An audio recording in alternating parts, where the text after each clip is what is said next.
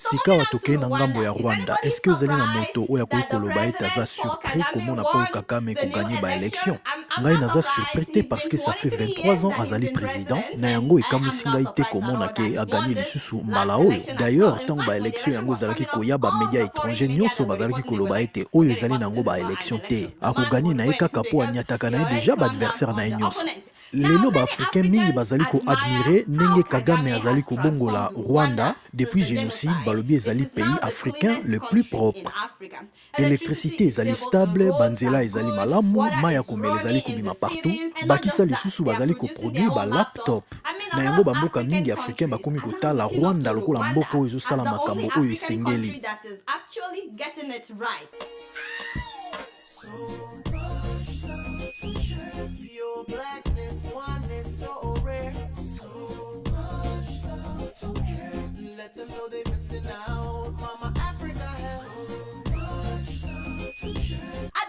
En même temps, ezali na ba-africain ebele oyo bazali na kanda komona ete Kagame azali kobongola Rwanda na bomengo ya koyiba na Congo. Lokola bino nyonso boyebi ete ezali na rapport ya Nations Unies oyo ezali koloba ete Kagame pe bamboka misusu ya Afrique bazali ba responsable ya bozangi kimia na Congo. Ete mingi ya bomengo oyo Kagame azali kosalela mpona kobongola Rwanda eza kowuta na Congo illégalement.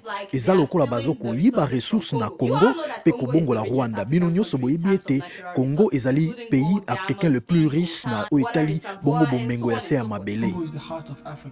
Congo ezali motema ya Afrique, bomengo ebele, banyama, banzete, biloko nyonso.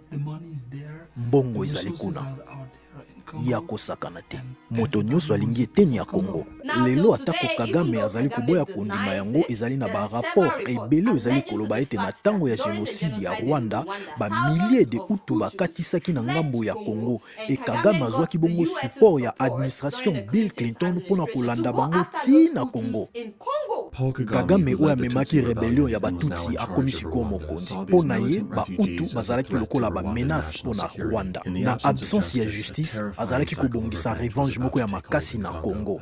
Armée na ye ezalaki kobongama mpona komassacre oyo ba expert bazokondima ete ezalaki ba milliers ya ba réfugiés. Oyo ezali mboka ya bato misusu kasi ba envahir Congo, bakoti na Congo na prétexte ete bazali koluka koboma ba Hutu oyo bakimaki kuna lokola ba réfugiés. Et bien sûr, babomaki bango na ba camp de réfugiés. Ba Hutu oyo bazalaki ba combattanté, bazalaki pe ba soldaté, kasi ezalaki mibange, ezalaki basi, ezalaki na bana, pe ezalaki na bato ya bokono. Et Nations Unies ayebaki yango malamu. Nations Unies ayebaki pe gouvernement américain ayebaki. Gouvernement américain ayebaki kasi atiki Kagame asala po ete bamoni ete bazalaki coupable na tango ya génocide na Rwanda. Basalaki effort moko te ya koluka ko investiguer kasi ba permetaki ete ba investigation ezala bloqué. Ba leader ya États-Unis pe Nations Unies bakangaki misu na bango batiki Kagame a envahir Congo elongo na moninga na ye Yoweri Museveni. Le problème est kaka wana te eza na ba rapport ebele ezokoloba ete balandaki kaka ba Hutu te kasi bakendaki bongo mpona bomengo ba minere ya Congo. Eza kaka Rwanda te, Uganda pe envahisaki Congo. D'ailleurs eza na 9 pays oyo baza na ba force na bango implanté na Congo. Rwanda pe Uganda bakotaki bongo na kati ya Congo kozwa penza nkita oyo etondi bongo na Congo. Ezali na ba rapport ebele kolakisa ete Rwanda nde azali kojouer les pions majeurs na bozangi kimia na Congo. Rôle ya États-Unis ezalaki direct ya kosoutenir Rwanda. Nakendaki na Rwanda na tango ya invasion ya Congo, ngai moko namoni na butu ndenge minduki minene eza kokende kokota na Rwanda. Tozalaki na batu na terrain, ba expert o bazalaki ko entraîner ko former batu pour rwandaise mpona ko envahir Congo. Kasi ba dirigeant ya bamboka oyo mibale bawanganaka. Tango nakutanaki na Paul Kagame ne bandeli ane oyo awanganaki implication na ye nyonso. Bo accusé biso te na makambo ya RDC. RDC za ya kobeba na maboko ya ba dirigeant na bango. On the hands of its own leaders. Dans l'entretemps, depuis l'invasion ya Congo, plus de 6 millions de personnes na Est ya Congo baboma bango. Parce que bomengo ya Congo eleki mingi. Nazoloba moto mokote, moto mibalete, kasi nazoloba plus de 6 millions des êtres humains. Wana tozoloba eza 7 ans passés. Bato mingi bakanisi ete na moi ya lelo, au moins 9 millions de personnes baboma bango. Parce que guerre ezo continue. Est-ce que ezali na eloko moko na mokili ezoloba ete presque 6 millions de noirs bakufa biso tofanda kimia? Eza na rapport moko te na ba ethnie ya bato. Bazoboma ba Congolais ndenge babomaka bandindi. Ndenge okoboma ngungi na puso nzoto po bazwa accès na besika ya ba mine wana. Ba mine wana ozomona bato bazalaki kofanda wana. Bitumba ya Congo ezali te ba Congolais bazali koboma na bango na bango, ezali bato bauti libanda ba envahir Congo, bakomi koboma ba Congolais po bazwa accès na ba ressources naturelles. Ba oyo basalaki génocide na Rwanda bakatisi frontière ya Congo et lelo Congo akomi victime ya oyo esalamaki na Rwanda. Spécialement na partie est ya Congo esika Kita ezali. Bomengo oyo ezali na Congo ezali très important pour la industrie ya Occident, pour la industrie locale ba automobile, industrie d'aviation, industrie technologique, industrie électronique, pe industrie ya ba bijoux. Ba minéraux oyo ezali ebele na Congo mobimba kasi mingi na partie est na yango.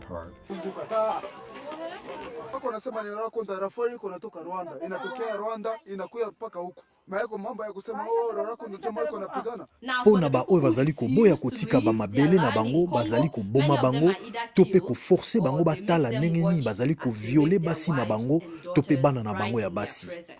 Viol ezali monduki oyo eza makasi koleka mingi parce que tango yo o violer mboka mobimba, o déstabiliser communauté mobimba, o violer mwasi liboso ya famille, liboso ya bana, liboso ya mobali na ye, communauté wana ebukani. Mobali akokalisi kotala mwasi na misu te koloba ete tokokaki ko protéger yo te, pe mwasi akokalisi su te parce que traumatisme wana eleki. Yango bomoni ete bazo utiliser viol na Congo. D'ailleurs, ezali na ba rapport oyo ezo kobenga même Congo capitale du viol. En même temps, bazo s'assurer que ba hôpital ezala ya kokufa parce que ba oyo ba violer bango bazwa traitement te ba kufa. Na yango mokolo mosusu na koloba na docteur congolais oyo azali kosala mosala ya kitoko ko riske vie na ye ko sauver basi na bana ba oyo ba violaki bango ko bongisa bango ko soigner bango azali même kopesa bango refuge na hôpital. Et en même temps na période oyo Congo ezali envahi, Rwanda ebongwani na ndenge ya kosakana te. D'ailleurs Rwanda est comme le plus grand exportateur ya coltan na mokili, qui est aussi ironique parce que Congo nde moto yebani kozala na coltan ebele na mokili koleka. Ezali na ba rapport ebele ezo ko attester que avant conflit ya Congo, Rwanda zalaki na ekaka ko exporter 50 tonnes ya coltan. Lelo Rwanda zo kotisa presque 15 millions de dollars na export ya coltan. Bazo ko projeter ete à partir ya année prochaine ba ko exporter ya 100 millions de dollars. Lelo Rwanda comme le plus grand exportateur ya eloko yo voisin na yazo produire.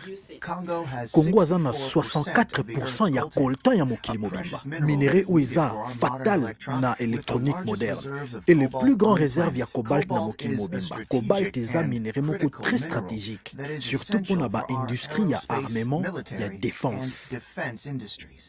Malgré que président na bango azoko insister que na Rwanda pe baza na coltan baza pe na ba mine. Eloko mosusu ya ko retenir ezali que président ya Congo azali ami ya président ya Rwanda. Yango atalaka te makambo oyo wana. Yango ba Congolais balingaki kolongola ye na pouvoir na année oyo uti koleka. Techniquement parlant, tokoyi koloba ete aza na 3e mandat na ye par force.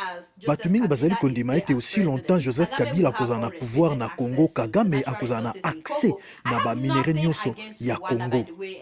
Naza na rien contre Rwanda, naza pe excité na ndenge ya développement ya Rwanda. Naza na rien contre peuple rwandais. Mais nandimi te kezali eloko ya malamu konyata moninga po yo otelema. Nandimi te zali eloko malamu ko détruire mboka ya moninga po ete mboka na yo bonga, ou bien ko sponsoriser instabilité na mboka moninga po yo développer.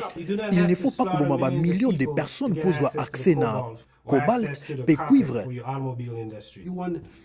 Olingi coltan, mais peuple congolais aliaka coltan te, aliaka or te, solola na peuple congolais bakotika yo ozwa ba ressources. Mais pour l'amour du ciel, tika koboma batu, kotika Rwanda na Uganda na Joseph Kabila baboma na impunité.